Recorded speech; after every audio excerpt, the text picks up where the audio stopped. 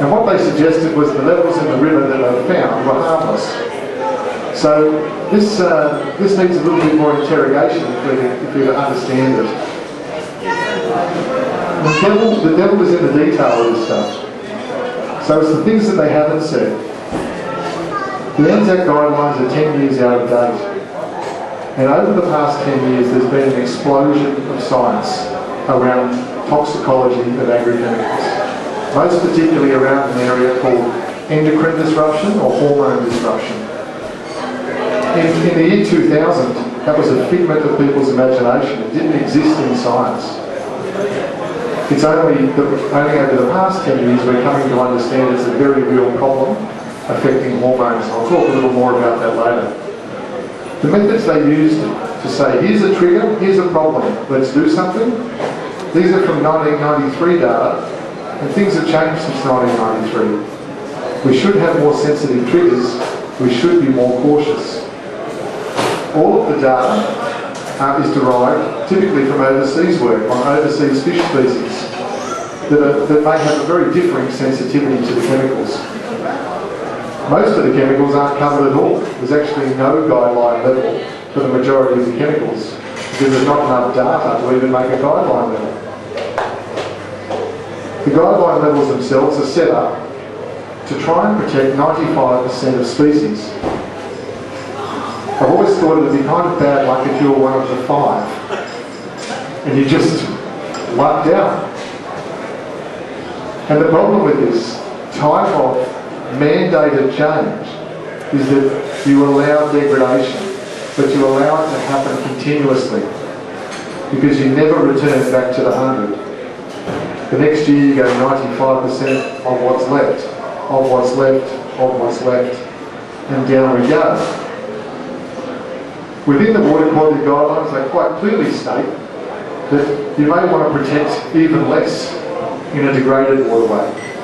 So the guidelines are highly permissive to say that if it's degraded, well, bugger it, let's degrade it a bit more. That's what we do.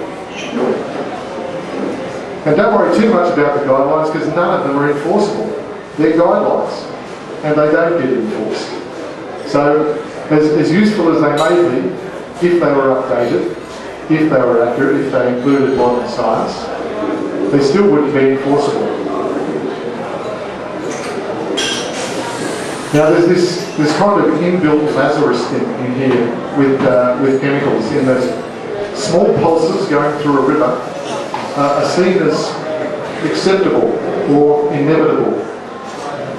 Again, it's a bit of bad luck if you happen to be in the way of the pulse and you're the fish that dies. The assumption is the ecosystem will bounce back and we won't have to worry about those that pass by the wayside. But that's not really how ecosystems work. We don't want to be consuming this reserve of resilience that exists within ecosystems. So this is taken directly out of the ANZAC guidelines. And so discharge of toxicants to the environment cannot be reasonably avoided in some circumstances. So sometimes you just can't avoid it, it's going to happen. Now that might be a very pragmatic position about how we operate our various industries. But as far as aquatic animals are concerned, you're essentially dooming yourself to decline. The guidelines are stated that they only really are aiming to avoid sustained exposures to toxicants, continuous high levels. So small pulses. So I just drew up a graph just to illustrate this effect of losing a little bit each year and then re-baselining. So our lifetimes are actually relatively short. We average about 70, 75 years on the planet. And during a fair bit of that time, we're not all that observant. So it's hard for us to see changes in rivers that take place over a longer period of time. I'm going to show you a couple of things that are happening in this river that happened over 100 years, which is longer than probably all of us here can actually remember. This is the list of chemicals that have been identified in the river through the sampling that was done. Notably, for some of these, this one here is a fungicide. This is the first time in Queensland history it's ever been looked for. First time I ever went looking for it was flagged out of my veterinary report. Lo and behold, they found it in the river, present. Of course, it was at a level which everyone said was safe, but it was in the river. And nobody started talking about bioaccumulation, cumulative exposure, multiple pulses, the highest level after rainfall and application. All these things were a bit too hard. We also found a range of other pollutants, industrial pollutants and household pollutants, surfactants and detergents, which are known to be a problem. One of the key flaws in this whole process of trying to understand regulating things is the notion that mathematics still works in chemicals, that things add up. Because there's lots of things in the water, not just one, the question is, what happens when you add a little bit of lots of them together? Is that going to have a cumulative effect? Is it going to have an additive effect? Well, the science is now in, so we can act on it. It's published, it's in a peer-reviewed journal, and the science says they add up. Last week in Canberra, there was a CSIRO conference that ran called What's in Our Water, and an expert came out from the EU who said quite clearly, mixtures add up. The toxicity of little bits adds up, and the cumulative effect is greater, can be greater than the sum of the parts. So the dilemma we have is that our national regulator can't add up. Quite literally, they add things up one chemical at a time. They do a risk assessment on this chemical, endosulfan, and they say, here's the safe level, below that, she'll be right. Here's another chemical, we'll do the risk assessment just on it. There's not a single consideration placed that they might be exposed together. Not to mention that farmers often use 2, 3 and 4 chemicals in the one spray tank. That's the reality.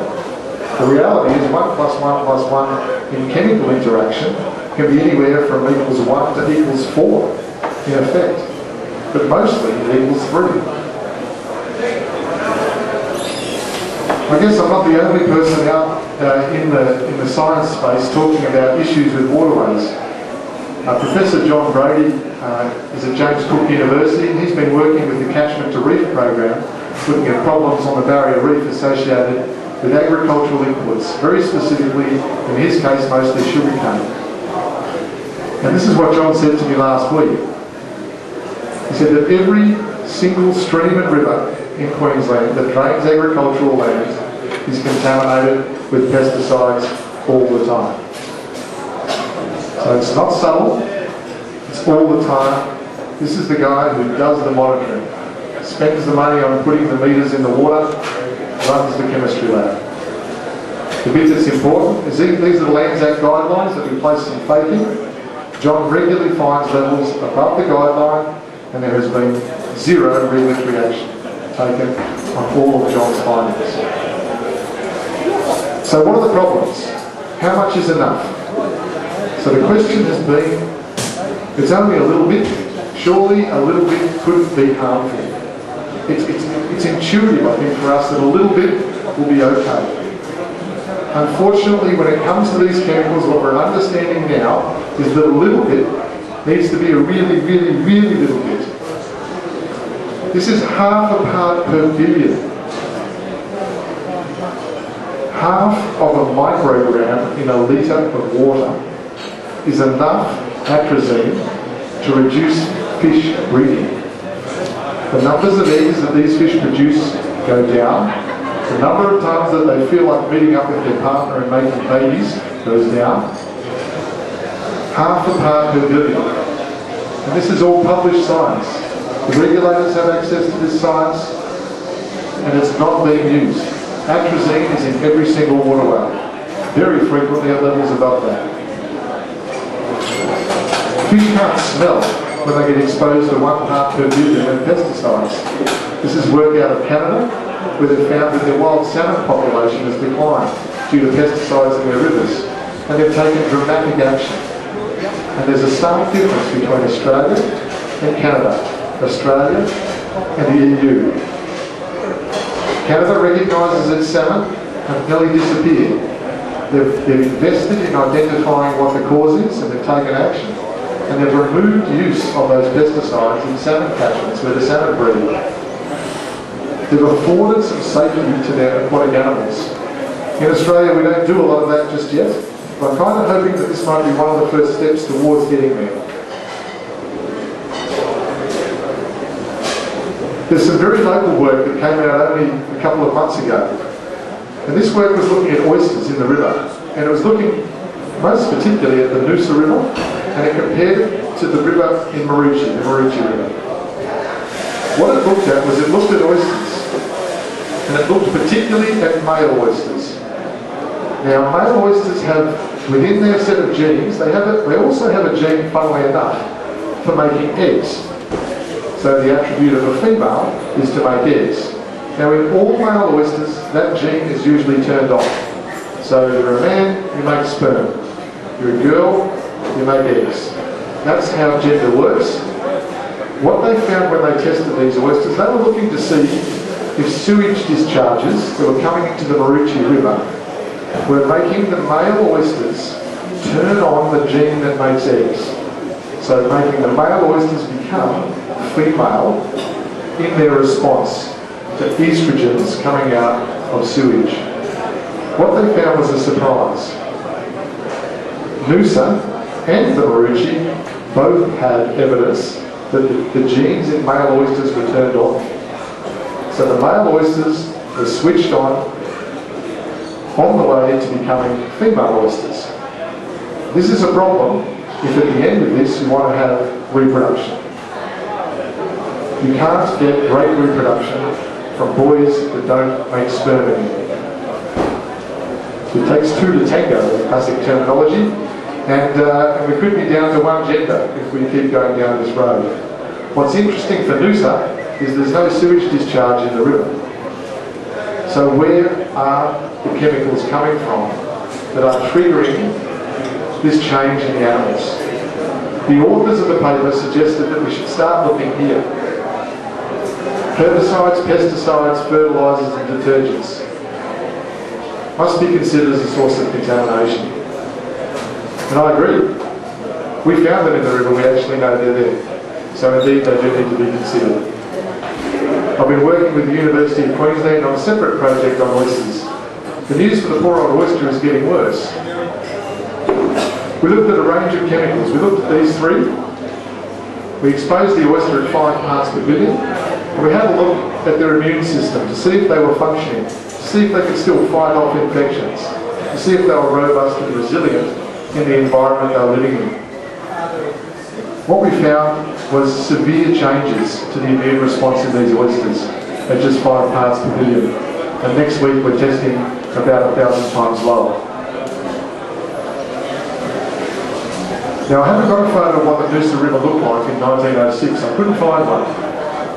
But it would have looked in sections like this. This is Palestine Passage, down between Bribey Island and the mainland. Now, I just want you to focus on that, so you've got it stuck in your mind. That's 1906. That's the same spot, 2010. 1906, 2010.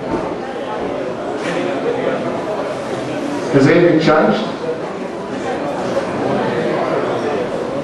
If you went down there today, you would have no idea there ever used to be about 1 billion oysters living there.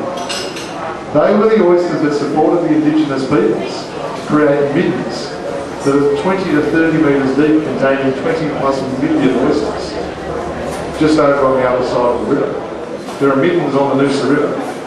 The local indigenous people thrived off this resource because it was plentiful, it was renewable, it was reliable.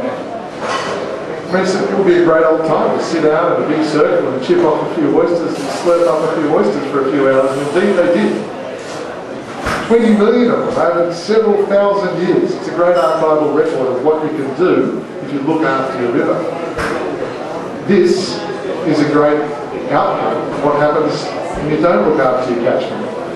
The sediment has buried the oysters, clouded the oysters, carried pesticides, carried other toxins onto the oysters. They've all died. We've now got degraded seagrass and sludge. This doesn't produce fish very well. This is not a great fish habitat. So if you're wondering where the fish have gone,